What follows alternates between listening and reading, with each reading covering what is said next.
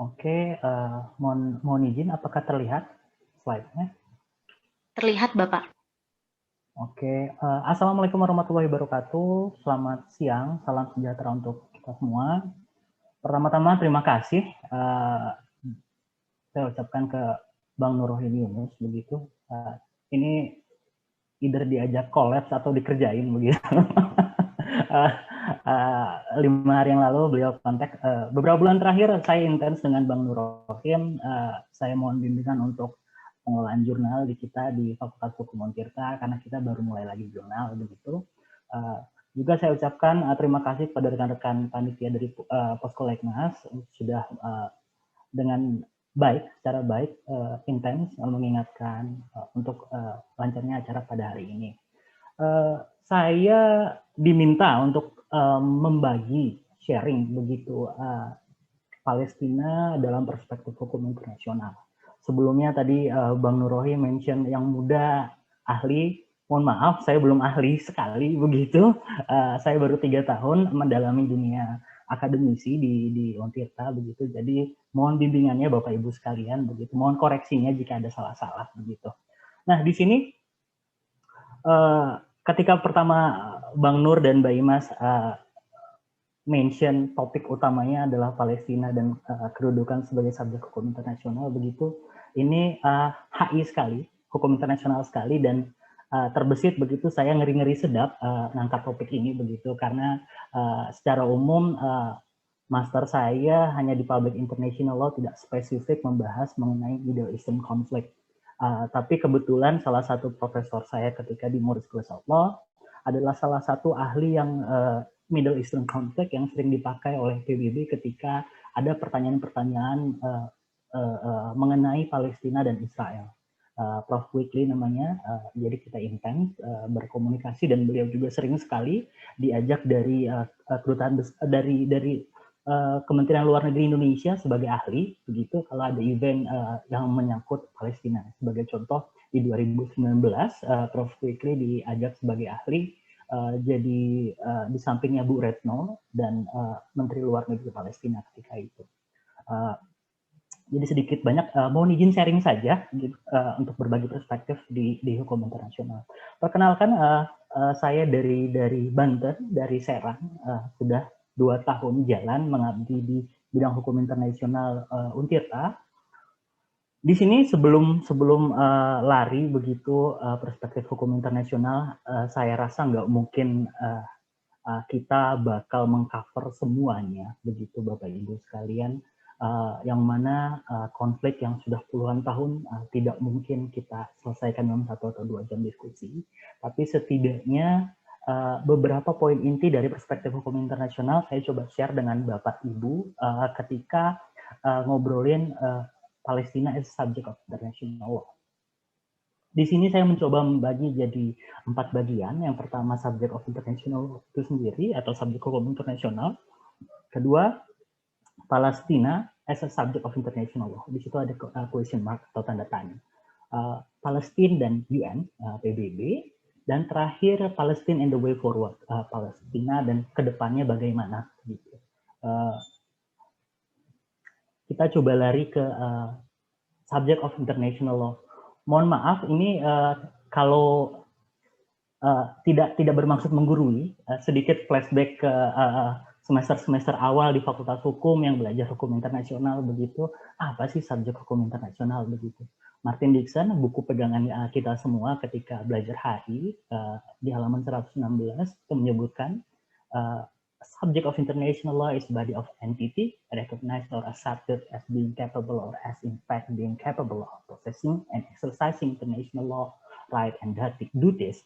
Di situ kata kuncinya adalah exercising international law right and duties, hak dan kewajiban di hukum internasional, satu entitas atau satu badan begitu. Nah, banyak definisi dari subject of international law di situ, tapi secara garis besar kalau Bapak Ibu dan rekan-rekan mahasiswa flashback lagi, sebenarnya cuma 2 subjek dari HI itu, negara dan bukan negara, negara atau aktor yang bukan negara. Yang pertama negara, Yang kedua, non-state actor atau bukan negara, di situ ada tahta tujuh. Vatikan, ICRC atau Palmera Internasional, organisasi internasional, di dalamnya ada PBB, organisasi internasional regional, ASEAN, Asia Afrika, bla bla bla bla. Terus dimensi dalam artian terbatas, tapi kita coba lari lebih spesifik ke state, ke negara. Lhasa Oppenheim, a state is an existent when the people is settled in a country under the own sovereign government. Martin Dixon di situ menyebutkan states are the most important subject of international law. Charles Wood, other entities can assert some degree of international personhood for particular purposes, but the state is considered the most complete expression of international legal personalities. Muhammad Hilal di 2016, in international law, state is the main actor both as lawmaker and as the lawbreaker. Jadi walaupun subject of international law itu berkembang, tetap negara, state adalah subjek utama dari international law. Di situ sedikit flashback kita tentang subjek hukum internasional. Nah, lari lagi korelasinya dengan negara. Kalau begitu, negara sebagai subjek hukum internasional, mungkin ada korelasi dengan teman-teman di tata negara. Jadi syarat negara itu apa sih? Gimana sih terbentuk suatu negara? Mungkin nanti secara detail bisa flashback lagi, setidaknya kalau ingat kuliah HI, ada konsep terra nullius di situ. Kalau teman-teman ingat penemuan lahan kosong yang sekarang nggak ada lagi begitu. Terus ada end of colonialization, kalau berhentinya kolonialisasi, jadi muncullah negara-negara baru yang mana sekarang enggak begitu. Dan yang terakhir adalah pecahnya negara. Oke, itu terbentuknya negara. Tapi syarat dari hak dan kewajiban negara itu di-mention di artikel 1 Montevideo Convention on the Right and Duties of State di tahun 33, yang ada 4 syarat di situ. Pertama, permanent population atau populasi permanen, a defined territory, an effective government, dan capacity to enter into relation with other state, kapasitas untuk berhubungan dengan negara lain. Setidaknya 4 syarat tersebut harus dipenuhi jika ingin dikategorikan sebagai satu negara. Itu slide pertama tentang subject of international law.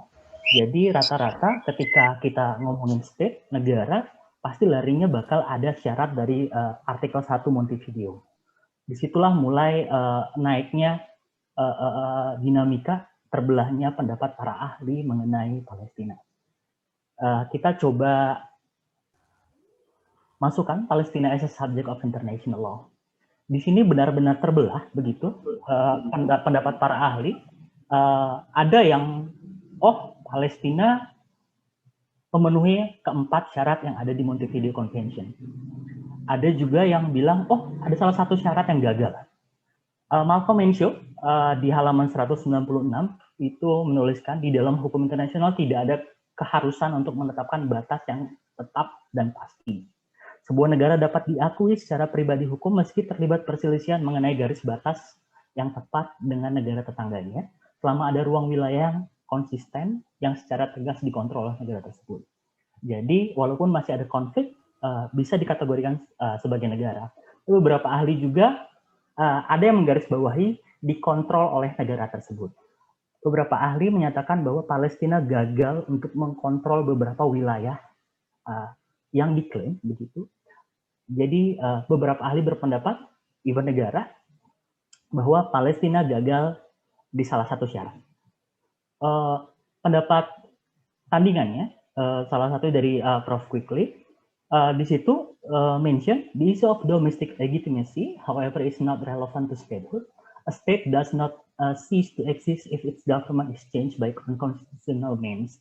For the example of military coup, nor does the state cease to exist if a government holds an office in a nation that in one way or another filed the domestic constitution. PNA had demonstrated its ability to discharge international obligation. Di sini, Prof. Quickly dalam bukunya The Statehood of Palestine mencoba untuk menjelaskan bahwa Palestina dalam garis bawah dikontrol oleh negara tersebut itu sebenarnya sudah memenuhi kesemua syarat dari Montevideo Convention, terutama an effective government. Di situ dia juga mention bahwa sebenarnya nggak penting isu yang terjadi di dalam negeri. Apakah pemerintahannya berganti, siapa yang menduduki suatu pemerintahan, selama ada yang mendudukinya, dia dapat dikategorikan sebagai satu negara. Itu yang coba disampaikan oleh Prof. Quigley, dan secara tegas menyampaikan bahwa yes, dengan itu Palestina sudah qualified untuk jadi subject of international law, jadi negara begitu. Di sini ada tambahan gitu, PLO sebenarnya sejak 1974 sudah mendapat tempat di Majelis Umum untuk berpartisipasi dengan status observer. PLO di sini adalah kalau teman-teman flashback, PLO Liberation Army, Palestine Liberation Organization, sudah mendapat tempat di Majelis Umum di tahun 74. Bahkan di tahun 2004 ICJ dengan Majelis Umum begitu mengundang Palestina untuk submit a written statement dan untuk berpartisipasi dalam oral proceeding.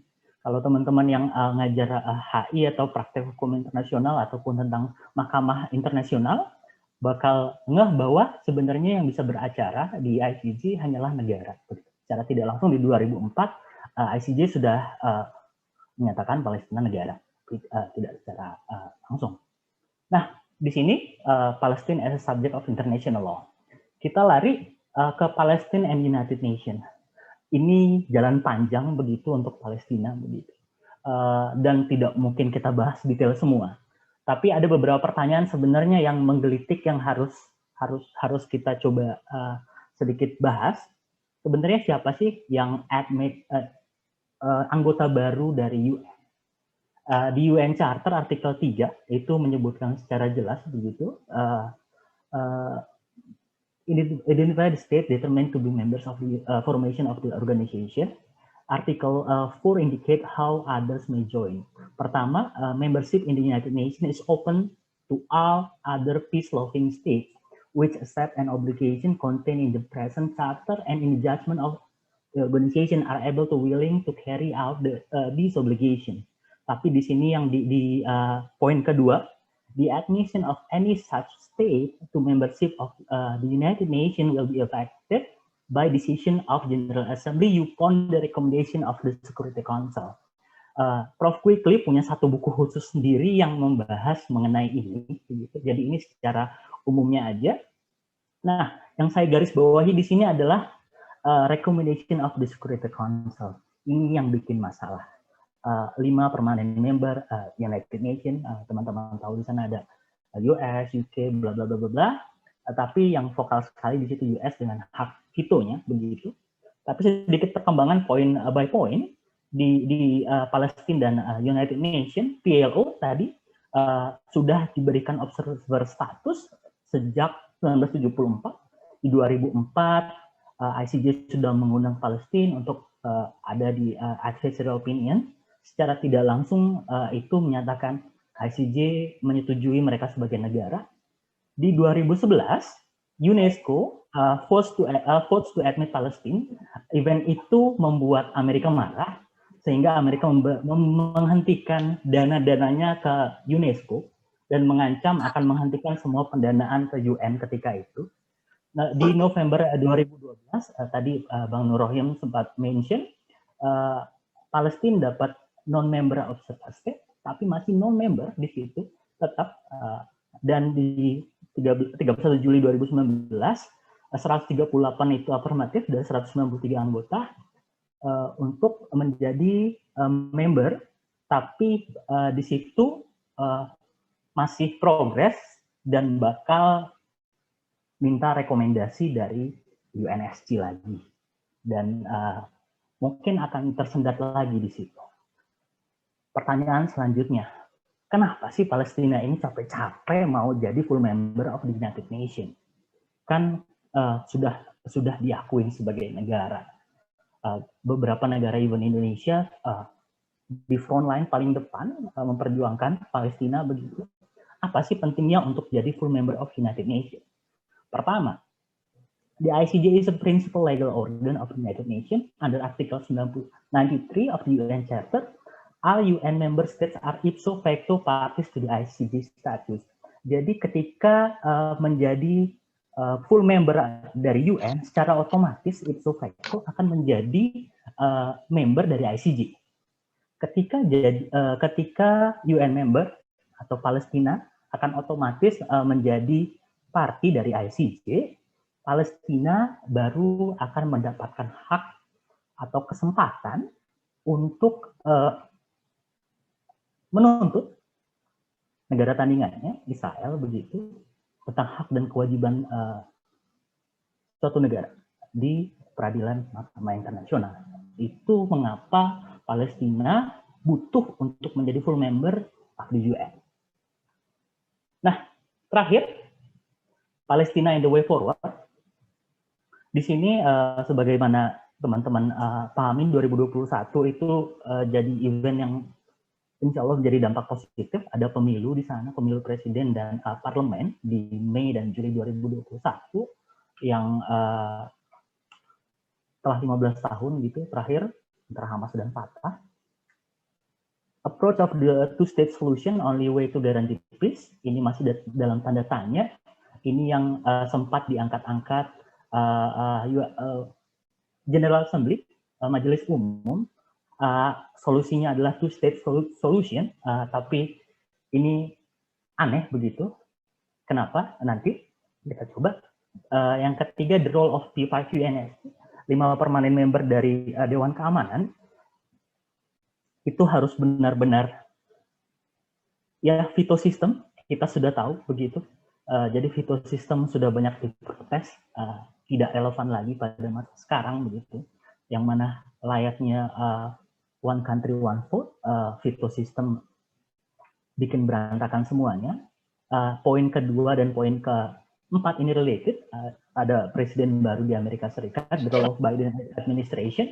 Sebagai teman-teman tahu di Trump administration pertama 2017-2016, US Embassy pindah dari Tel Aviv ke Yerusalem. Secara nggak langsung itu mencoreng dari two-state solution yang telah digadang-gadang menjadi solusi satu-satunya untuk Palestina dan Israel.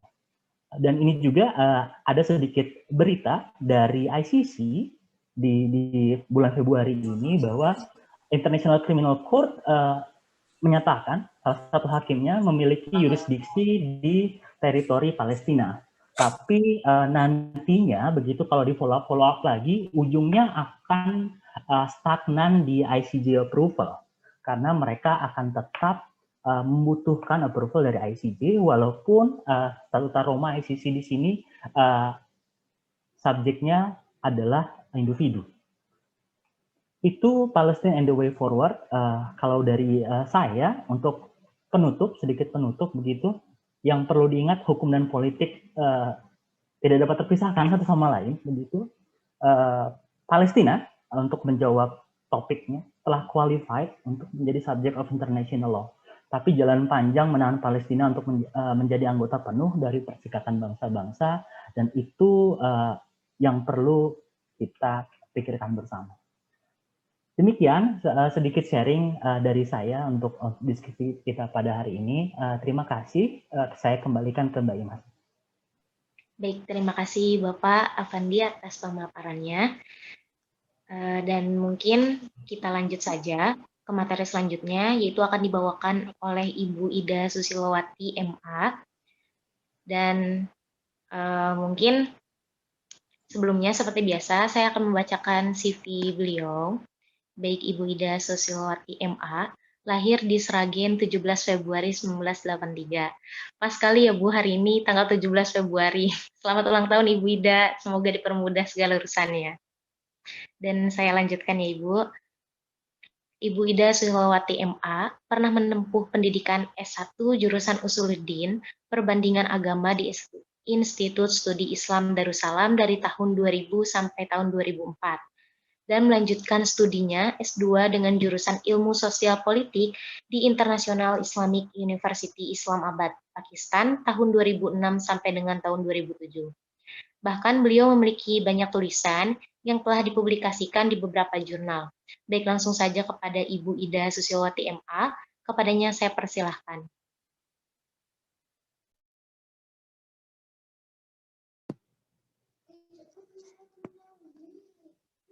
Oke. Bismillahirrahmanirrahim.